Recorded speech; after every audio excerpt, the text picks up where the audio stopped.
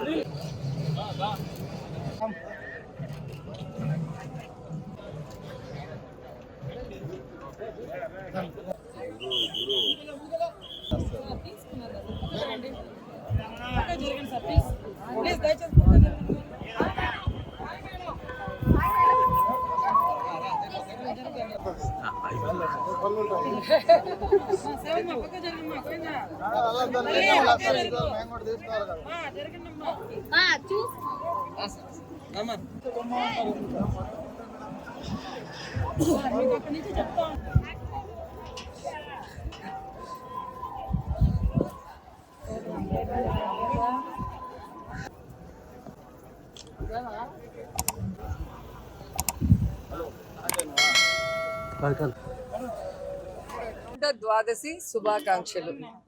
ఆ వెంకటేశ్వర స్వామి ఆశీస్సులు అందరి మీద ఉండాలి, అందరూ సుఖ సంతోషాలతో ఉండాలని మనస్ఫూర్తిగా కోరుకుంటున్నాను.